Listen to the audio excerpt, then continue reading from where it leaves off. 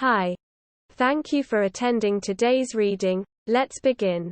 I just bought my dad a bedroom set. I am 16 and I got my first job in May. I've been saving all of my checks for the best 7 months to buy a bedroom set for my dad after his divorce when his wife cheated on him with his friend. She got everything. The house, the car, almost everything inside. He was devastated, living in a one-bedroom apartment in the bad part in town.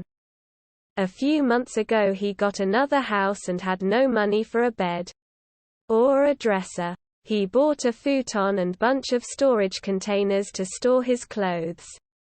I felt bad seeing the best man I've known go through this because the woman he loved wasn't loyal. He's wanted to get a bedroom set so he can have room to sleep and cuddle with his golden retriever. Honey. Today is Black Friday and I went to the local bed store. I bought a headset that was regular almost $6,000 and bought it for $2. It's getting delivered tomorrow. And I'm going to be there to visit this weekend. I can't wait for his reaction. He is truly the sweetest man on earth. He deserves the world. Edit. I think my dad found this throwaway account. He's up to something. NVM, he's just being goofy. Update. When the delivery truck came, my dad was so confused and rushed outside. He told the driver he has made a mistake and the driver handed him the papers. Once he read his address and my name, he assumed that I got myself a bed for his house. I've been sleeping on the recliner. So the guys brought it to my bedroom. And I quickly told him it wasn't for me and to bring it to the bedroom next to mine. So there goes my dad getting all angry at the guys, telling them that they're supposed to put it into the other room. That's when I told him. He is currently jumping on the mattress as I set up the bed frame. End of story. Next story. Once when I was around 14 years old, I laughed with my friends at a fat person cosplaying Goku at an anime convention. He noticed it and looked bummed out. I am hugely disgusted by myself at this and I wish so badly that I could go back and apologize to him. End of story. Next story. Whenever people say, "You too," after I tell them to enjoy their food, I respond with, "I will," to make them realize the totality of their mistake. End of story. Next story. You know Futta Euros worse than feeling the need to cry. Having to hold it in so your family and friends don't Euro T notice. End of story. Next story. In grade 6 I farted and the room had to be evacuated. I was in a very small classroom that had only a few tiny windows. I suddenly dropped a silent but violent type fart in the middle of the classroom.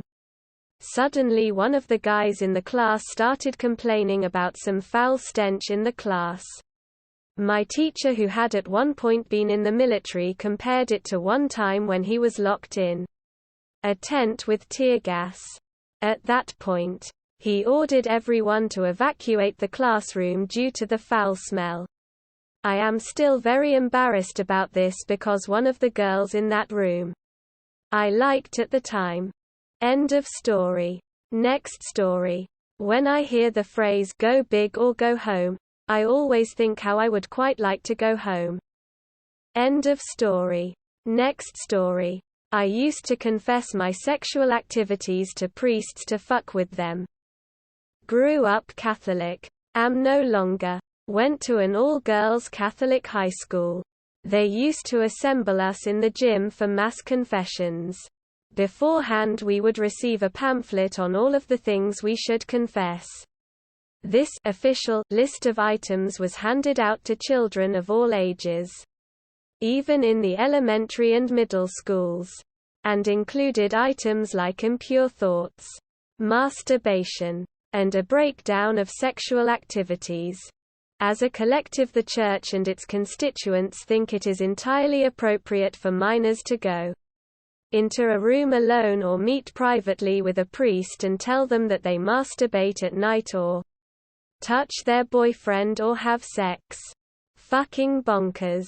So the older I got, the more repulsed I became with the knowledge that if you stripped away titles, this is the institutional grooming of kids to tell adult men there about their sexual experiences and how they are guilty of touching themselves. Vomit. So as a pissed-off 16-17-year-old, in protest of the patriarchy and on behalf of underage Catholic minors everywhere, I started a private revolt. I took every confession as an opportunity to make priests as uncomfortable as possible. I would confess every detail of my extracurricular sexual activities and never left out that I masturbated regularly. And every time I walked away and left a stunned, red-faced, sometimes sweaty-palmed priest in my wake, I felt so much better for sticking it to the man. This probably makes me a certain shade of crazy. But even now, as a fully functional semi-normal adult, I wish I could commend my 17-year-old self. For as wrong as it sounds, I can't help but feel that my little vigilante self was on the side of right. Edit. Whoa. Thank you for the silver and gold, whoever you are. You guys are fun today. End of story. Next story. I changed my sleep schedule to avoid my family. I have 2 raging teenagers who never want to sleep. One night I passed out at 10 p.m. and woke up at 5:30 a.m. and got 4 whole fucking hours to myself in the morning to drink coffee and pursue my own freaking interests. This was a revelation. I realized that mornings could be my domain. So after 50 years of never being a morning person, I forced myself to become a morning person. Just to get some alone time away from my kids. I now regularly get 3 to 4 hours every morning without fighting or having to attend to someone else's needs. And no one accuses me of being lazy or selfish. This is a win-win, and I am ashamed it took me 50 years to figure out how great and productive I can be in the morning. End of story. Next story. My 4-year-old said, "I hate you." And I cried. I didn't cry in front of her. I could have, so she could have understood that she hurt my feelings. But I just said, "Well, I love you." After she was in bed, I broke down. I'm a 100% single mom. She isn't my first, but she is my last. And I just wasn't prepared yet to hear her say those words yet. It hasn't been easy thus far.